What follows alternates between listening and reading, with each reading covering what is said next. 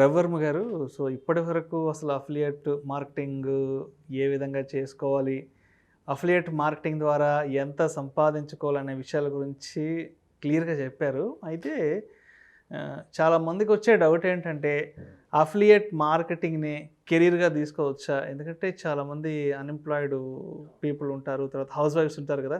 So అటువంటి వాళ్ళు మరి దీని మీద ఫుల్ టైం వాళ్ళ యొక్క సమయాన్ని కేటాయించవచ్చు అంటారా? చేయొచ్చు, డెఫినెట్గా చేయొచ్చు. కాకపోతే కొన్ని పాయింట్స్ మీరు దృష్టిలో పెట్టుకోవాలి. ఒకటి, ఒకవేళ ఆల్రెడీ జాబ్ ఉంటే అది చేస్తూ ప్యారల్గా చేయమని చెప్తా. నా సజెషన్ అది. అలా రూల్ ఏం లేదు, మీరు ఫుల్ టైం తీసుకోవచ్చు. కాకపోతే ఇందాక చెప్పినట్టు ఒక ప్రాసెస్ ప్రకారం చేస్తే మీకు హయ్యర్ రిటర్న్స్ ఉంటాయి. మంచి ఎక్కువ కమిషన్స్ వచ్చేలా ప్లాన్ చేసుకోవచ్చు. ఒక నిష్ సెలెక్ట్ చేసుకోవడం, దానికి ఒక వెబ్సైట్ కానీ యూట్యూబ్ ఛానల్ కానీ రన్ చేయడం, లేదా రెండు రన్ చేయడం, దానికి ఎక్కువ వ్యూవర్స్ వచ్చేలా చూసుకోవడం, అలా లింక్స్ ద్వారా సేల్స్ వచ్చేలా చూసుకోవడం. ఇదంతా జరగడానికి కొంచెం టైం పడుతుంది. సో ఈరోజు అఫిలియేట్ స్టార్ట్ చేస్తాను, నాకు నెక్స్ట్ డే నుంచి ఇన్కమ్ వచ్చేయాలంటే అవ్వదు. అందుకని ఒకవేళ ఆల్రెడీ జాబ్ ఉన్న వాళ్ళు అయితే ప్యాసివ్గా చేసుకోమని చెప్తాం. యాక్టివ్ ఇన్కమ్, ప్యాసివ్ ఇన్కమ్ అంటాం, మీకు ఐడియా ఉంటుంది. సో రెగ్యులర్గా చేసే జాబ్ అయితే యాక్టివ్ ఇన్కమ్ అంటాం, అప్పుడప్పుడు టైం స్పెండ్ చేసేది ప్యాసివ్ ఇన్కమ్ అంటాం. సో ఆల్రెడీ జాబ్ ఉన్న వాళ్ళకైతే ప్యాసివ్ కింద చేసుకుని దీని మీద హ్యూజ్ రిటర్న్స్ వస్తున్నాయి, బాగుంది, నెలకు ఒక 1-2 lakhs వస్తుంది, 4-5 lakhs వస్తుంది, అలా మంచి అమౌంట్స్ వస్తున్నప్పుడు కావాలంటే జాబ్ అనేది ఫుల్ టైం డెడికేట్ చేయొచ్చు. బట్ ఇనీషియల్గా ప్యాసివ్గా చేస్తే బాగుంటుంది. అదే అన్ఎంప్లాయిడ్ అనుకోండి, ఫుల్ టైం ఇది తీసుకోవాలనుకున్నప్పుడు కొంచెం పేషెన్స్ పెట్టుకోవాలి, టైం పీరియడ్ కూడా పెట్టుకోవాలి. సో అగ్రెసివ్గా చేసేద్దాం, నెక్స్ట్ మంత్ నుంచి ఇంత వచ్చేస్తుంది అని నమ్ముకొని వెళ్తే మళ్ళీ హర్ట్ అవుతారు, డిసప్పాయింట్ అవ్వచ్చు. ఎందుకంటే ఇనీషియల్గా మీరు బిల్డప్ చేసుకోవడానికి, సెటప్ చేసుకోవడానికి టైం పడుతుంది.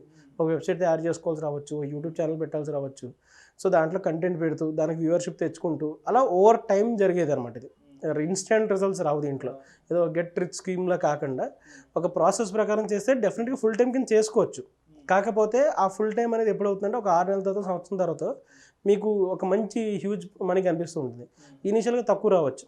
సో చాలామంది ఏంటంటే దీన్ని ఫుల్ టైం కింద పెట్టుకుందాం అనుకుంటారు, స్టార్ట్ చేస్తారు, 1 నెలకి 2 నెలలకి ఏం కనిపించలేదు అనుకోండి రిటర్న్స్, ఫ్రస్ట్రేట్ అయిపోయి వదిలేస్తారు. అవ్వట్లేదు, ఇది రావట్లేదు, ఈ చిరాకులు మొదలైపోతాయి. ఎందుకంటే మీరు ఎక్వైర్మెంట్ ఎంత, మంత్లీ ఎక్స్పెన్సెస్ ఎంత, అవి మనం ఒక 6 months వరకు సస్టైన్ చేయగలమా, దీని నుంచి రెవెన్యూ లేకపోయినా అన్న ఒక ఆలోచనతో ప్లాన్ చేసుకుని ఫుల్ టైం చేస్తే ఇబ్బంది ఉండదు. బట్ ఇమీడియట్గా రిటర్న్స్ కోసం ఎక్స్పెక్ట్ చేస్తే మాత్రం కష్టమవుతుంది. అందుకే మీకు సేల్ అయిన తర్వాత, ఇంతకుముందు మనం వీడియోలో మాట్లాడినట్టు, సేల్ అయింది, సేల్ అయిన నెక్స్ట్ డే డబ్బులు రమ్మంటే రావు. ఆ రీఫండ్ పీరియడ్ అయ్యే వరకు మిమ్మల్ని హోల్డ్లో పెడతాడు. ఎందుకంటే ఆ సేల్ అప్రూవ్ అవ్వాలి. కొన్న తర్వాత ఎవరైనా రీఫండ్ పెట్టారనుకోండి, మీ కమిషన్ రాదు కదా. సో ఆ రీఫండ్ పీరియడ్ అయ్యే వరకు వెయిట్లో ఉంటారు. వెయిట్ అయిన తర్వాత ఆ థ్రెషోల్డ్ రీచ్ అవ్వడానికి టైం పట్టచ్చు. మీకు ఎక్కువ నెంబర్ ఆఫ్ సేల్స్ అయితే ఏ మంత్ థ్రెషోల్డ్ రీచ్ అయిపోతుంది, లేదా థ్రెషోల్డ్ రీచ్ అవ్వడానికి కూడా టైం పట్టచ్చు. అది అయిన తర్వాత అప్రూవ్ అయ్యి మీకు పేమెంట్ వచ్చేసరికి ఈజీగా ఒక 3 నెలలు పడుతుంది. సేల్ జరిగిన తర్వాత చేతికి మీకు డబ్బులు రావడానికి 1 నెల, 2 నెలలు, 3 నెలలు పట్టచ్చు. అప్పుడు దాకా మీకు పేషెన్స్ ఉండాలి, ఓపీ పట్టగలగాలి. బట్ ఒక్కసారి మీరు రొటేషన్లోకి వెళ్ళిపోయారనుకోండి, మంత్కి ఒక 50 సేల్స్, 100 సేల్స్ అవుతున్నాయి, 10-20 సేల్స్ అవుతున్నాయి, మంత్లీ మీకు వస్తూ ఉంటుంది. బట్ ఆ స్టేజ్కి, ఆ ఫేజ్కి వెళ్ళాలంటే మాత్రం కొంచెం టైం పడుతుంది. సో డెఫినెట్గా దీన్ని కెరీర్ ఆపర్చునిటీ తీసుకోవచ్చు. బట్ ఒక లాంగ్ టర్మ్లో జరుగుతుంది. ఇప్పుడు హౌస్ వైఫ్ ఉందనుకోండి, సోగా చేసుకుంటూ వెళ్తూ ఇన్కమ్ జనరేట్ అవుతుంది, ఫుల్ టైం మంచి ఇన్కమ్ వచ్చే స్కోప్ ఉంటుంది. బట్ అన్ని రోజులు వెయిట్ చేస్తూ ఉండాలి. డిసప్పాయింట్ మధ్యలో గివ్ అప్ చేయకూడదు. గివ్ అప్ చేయకూడదు. మీ డైరెక్షన్ కరెక్ట్గా ఉన్నంత సేపు మీకు క్లిక్లు పడుతుంది. అక్కడ ట్రాకింగ్ ఉంటుంది, చాలా బాగుంటుంది. డాష్బోర్డ్ ఉంటుందని చెప్పాను కదా, డాష్బోర్డ్లో మీకు ఎన్ని క్లిక్స్ పడినాయి, ఎక్కడి నుంచి పడుతున్నాయి క్లిక్స్ అన్ని, ఏ ప్రోడక్ట్ చూస్తున్నారు, మొత్తం రిపోర్టింగ్ అంతా క్లియర్గా వస్తుంది. సో క్లిక్స్ పడుతున్నాయి, సేల్స్ అవ్వట్లేదు అనుకుంటే వెయిట్ చేయొచ్చు, పర్లేదు. ఎందుకంటే కుకీ వాళ్ళ బ్రౌజర్లో ఉంటుంది కాబట్టి సేల్స్ వస్తూ ఉంటాయి. లేదా మీరు ప్రొడక్ట్స్ మార్చుకోవచ్చు, ఎలాంటి ప్రొడక్ట్స్ ఎక్కువగా ఉంటుంది అక్కడ కూడా మీ స్మార్ట్నెస్. ఇప్పుడు ఫుల్ టైం తీసుకున్నప్పుడు దాని మీద ఎక్కువ ఇన్కమ్ ఎక్స్పెక్ట్ చేస్తాం, కెరీర్ కింద పెట్టుకుంటున్నాం కాబట్టి. సో ఎలాంటి ప్రొడక్ట్స్ బాగా వెళ్తున్నాయి మార్కెట్లో, ఎలాంటి ప్రొడక్ట్స్ వెళ్ళట్లేదు. ఇప్పుడు బయట మార్కెట్లో కూడా బూమ్ వస్తూ ఉంటుంది, ఒక్కొక్క టైప్ ఆఫ్ ప్రొడక్ట్స్ మధ్యలో గట్టి కొనేస్తూ ఉంటారు. ఎగ్జాంపుల్, 1 year బ్యాక్ ఒక బియర్డ్ ఆయిల్స్కి ఒక బూమ్ నడిచింది, ఒక 2 years బ్యాక్. ప్రతి ఒక్కరు బియర్డ్ ఆయిల్స్ అంతకుముందు పెద్ద సేల్ ఉండేది కాదు, ఎక్కువ కొనేవారు కాదు. బట్ మధ్యలో ఒక ఫేజ్లో చెత్త కింద కొనేశారు. అలాంటి టైంలో మీరు అలాంటి ప్రొడక్ట్స్ ఫోకస్ చేశారనుకోండి, భూమిలో ట్రెండింగ్లో ఉన్నాయి, మీకు అందంగా మంచి సేల్స్ వస్తుంటాయి. లేదా మధ్యలో ఒక టైంలో ఫిజెట్ స్పిన్నర్స్ అని చెప్పి ఇట్లా రోల్ చేసిన స్పిన్నర్స్ కొనేవారు. 2016-17 ఎగ్జాక్ట్లీ ఒక టైంలో ప్రతి ఒక్కరి చేతిలో ఉండేది. హ్యూజ్ సేల్స్ జరిగేవి, దానికి లక్షల్లో సేల్స్ అయ్యేవి, ప్రతి ఒక్కరు కొనేవారు అది. ఇప్పుడు అసలు దాని గురించి ఎవరు మాట్లాడరు. అలా మార్కెట్లో ఏ ప్రోడక్ట్ ట్రెండింగ్లో ఉంది దాని తగ్గట్టు మీరు చేసుకుంటే మంచి రిటర్న్స్ వస్తాయి. అలా ఫుల్ టైం తీసుకునే వాళ్ళు ఆ రేంజ్లో ఆలోచన చేయగలగాలి. అలా ప్లాన్గా చేసుకుంటే డెఫినెట్గా దీన్ని ఫుల్ టైం ఆపర్చునిటీ తీసుకోవచ్చు, కెరియర్ కింద బాగుంటుంది. But you have to grow to that level. ఆ లెవెల్కి మీరు గ్రో అవ్వాలి, దానికి టైం పడుతుంది, దానికి పేషెన్స్ కావాలి, దానికి కావాల్సిన స్కిల్ ఒకటి నేర్చుకుంటూ ఉండాలి.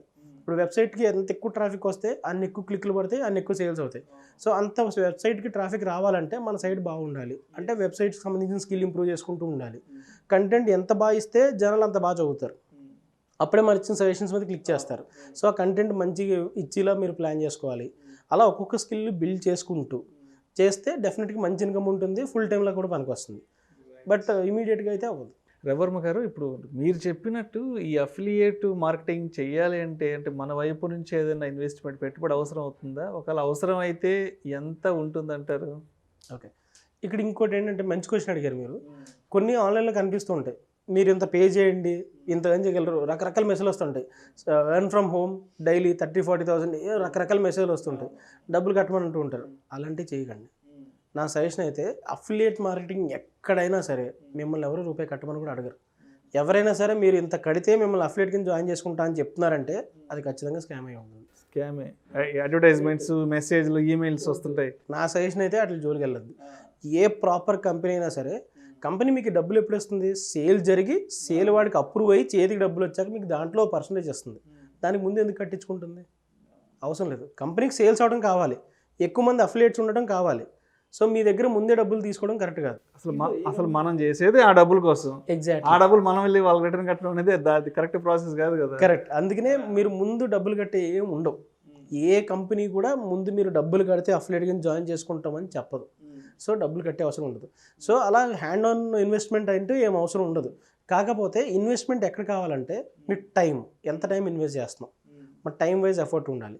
ఒక వెబ్సైట్ తయారు చేస్తున్నాం అనుకుందాం, వెబ్సైట్ యూట్యూబ్ ఛానల్ ఉండాలని మాట్లాడుకున్నాం కదా. అఫిలియేట్ బాగా చేయాలంటే ఏదో ఒక అసెట్ ఉండాలి, మీ దగ్గర డిజిటల్ అసెట్ ఉండాలి. అది గ్రో చేసుకోవడానికి ఎంతో కొంత ఇన్వెస్ట్మెంట్ అవసరం అవుతుంది. అది కూడా హ్యూజ్గా ఏం కాదు. ఒక వెబ్సైట్ తయారు చేసుకోవాలి, మీకు మీరు తయారు చేసుకోగలిగితే ఓకే. మీకు మీరు తయారు చేసుకోగలరు అనుకోండి. ఇప్పుడు యూట్యూబ్లో బోల్డ్ వీడియోస్ వచ్చినాయి. సో ఎవరికి తెలిసిన వాళ్ళు మెంటర్ని కొద్దిగా గైడ్ చేయమని మీకు మీరు వెబ్సైట్ తయారు చేసుకోవచ్చు. ఈ రోజుల్లో వెబ్సైట్ తయారు చేసుకోవడం కష్టం కాదు. వీడియోలు చూస్తే హ్యాపీగా వెబ్సైట్ తయారు చేసేయచ్చు. డౌట్ ఉన్నప్పుడు ఎవరో మెంటర్ లాంటిది, గైడ్ లాంటిది పట్టుకుని చేయించుకోవచ్చు. సో ఆ వెబ్సైట్ తయారు చేసుకోవడం, ఒక వెబ్సైట్ పేరు కొనడం, ఒకటి డొమైన్ నేమ్ అంటాం, సమ్ abc.com అని ఉంటుంది కదా, ఆ పేరు మీరు బుక్ చేసుకోవాలి, కొనుక్కోవాలి. దానికి ఒక 1,000 రూపీస్ ఎంత ఉంటుంది, సంవత్సరానికి 800-1000 రూపాయలు ఉంటుంది. సో అదొక ఇన్వెస్ట్మెంట్ అవుతుంది. అలాగే హోస్టింగ్ స్పేస్, వెబ్సైట్ పెట్టడానికి స్థలం లాంటిది కొనాలి, దానికి 3,000-4,000 ఎంత అవుతుంది. అలా చిన్న చిన్న ఇన్వెస్ట్మెంట్స్ ఉంటాయి ఖచ్చితంగా. ఇనీషియల్గా కొంత అమౌంట్ పెట్టుకోవాలి మనం. ఉంటుంది. ఇలా చిన్న చిన్న ఖర్చులు ఉంటాయి. అలా హ్యూజ్గా ఏమి ఉండదు. 50,000, లక్షలు అలా ఇన్వెస్ట్మెంట్ అక్కర్లే. ఒక డొమైన్ కొని ఒక సైట్ పెట్టడానికి, లేదా యూట్యూబ్ వీడియో చేస్తున్నారు, ఒక ఫోను, దానికి ఒక చిన్న ట్రైపాడ్ వీడియో చేయడానికి, ఇలాంటి చిన్న చిన్న ఇన్వెస్ట్మెంట్స్ ఉంటాయి ఖచ్చితంగా. ఆ ఇన్వెస్ట్మెంట్ ఎంత అనేది మీరు ఏం చేస్తున్నారన్న దాన్ని బట్టి మారుతుంది. ఇప్పుడు వెబ్సైట్ ద్వారా చేస్తున్నారనుకోండి, వెబ్సైట్ తయారు చేయడానికి ఎంత అవుతుంది, కంటెంట్ రాసుకోవడానికి మీకు ఎంత అవుతుంది, అలా చిన్న చిన్న ఇన్వెస్ట్మెంట్స్ ఉంటాయి. అది 5,000 అవ్వచ్చు, 10,000 అవ్వచ్చు, 20,000 అవ్వచ్చు. మీరు చేసే స్కేల్ని బట్టి ఇన్వెస్ట్మెంట్ అవసరం అవుతుంది. అది మీకు ఇంకోళ్ళు కట్టి ఇన్వెస్ట్మెంట్ కాదు, అది మీరు గుర్తుపెట్టుకోవాలి. ఇన్వెస్ట్మెంట్ అంటే వెబ్సైట్కి ఇంత కట్టాలి అలా కాదు. ఇన్వెస్ట్మెంట్ అంటే మీకోసమే మీరు వెబ్సైట్ తయారు చేసుకోవడానికి ఇంత అని, లేదా యూట్యూబ్ ఛానల్ పెట్టడానికి చిన్న ఎక్విప్మెంట్ ఏదో కొనుక్కోవడం, అలా మీ అవసరం తగ్గట్టు మీరు ఇన్వెస్ట్ చేసుకోవాలి తప్ప వెబ్సైట్లు కట్టేది, ఇన్వెస్ట్ చేసేది ఏమి ఉండదు. సో ఒక రకంగా చూస్తే జీరో ఇన్వెస్ట్మెంట్ చేయొచ్చు, కానీ చిన్న చిన్న ఖర్చులు అయితే ఉంటాయి. వెబ్సైట్ తయారు చేయడానికో లేకపోతే ఇంకో దానికో చిన్న చిన్న ఖర్చులు ఉంటాయి. అదే కొంతమంది ఉంటారు ఫేస్బుక్ గ్రూప్ నడుపుతూ చేస్తుంటారు, అలాగే ₹1 కూడా ఇన్వెస్ట్మెంట్ అవసరం లేదు. ఫేస్బుక్లో గ్రూప్ తయారు చేస్తారు, అదే పేజ్ తయారు చేస్తారు. మీమ్ పేజెస్ ఈ మధ్య బాగా సక్సెస్ అవుతున్నాయి, రకరకాల మీమ్లు చేస్తుంటారు. ఆ మీమ్స్ ద్వారా కూడా అఫిలియేట్ మార్కెటింగ్ ట్రై చేయొచ్చు. మీరు ఆ మీమ్స్ పెడుతూ పేజ్ ఫాలోయింగ్ పెంచుకుంటూ ఉన్నారు, మీకు లైక్స్ బాగా పెరిగినాయి, ఒక హ్యూజ్ పేజ్ ఫాలోయింగ్ వచ్చింది. మధ్యలో ఈ ప్రొడక్ట్ అది బాగుందని ప్రమోట్ చేసుకోండి, will get commissions out of it. అక్కడ ₹1 కూడా ఇన్వెస్ట్ లేకుండా పని అయిపోయింది కదా. అలా వితౌట్ ఇన్వెస్ట్మెంట్ కూడా చేయొచ్చు. లేదు ఇలా ప్రాసెస్ నేను చెప్పినట్టు చేయాలంటే మాత్రం కొంచెం ఇన్వెస్ట్మెంట్ అవుతుంది, వెబ్సైట్కో యూట్యూబ్కో దానికలా. అలా ఇన్వెస్ట్మెంట్ ఉంటుంది కానీ డబ్బులు కట్టేదైతే ఏమి ఉండదు. Thank you so much Ravivarma గారు. ఈ అఫిలియేట్ మార్కెటింగ్ని కెరీర్గా తీసుకోవచ్చా, తీసుకోకూడదా, దీని మీద ఎంత సమయం కేటాయించాలి, అదేవిధంగా అఫిలియేట్ మార్కెటింగ్ చేయాలి అంటే ఇనీషియల్గా ఎంత ఇన్వెస్ట్మెంట్ అవసరం అవుతుంది అనే టాపిక్స్ గురించి ప్రేక్షకులకు మీ విశ్లేషణ ద్వారా డీటెయిల్గా తెలియజేశారు. Thank you so much sir. Thank you.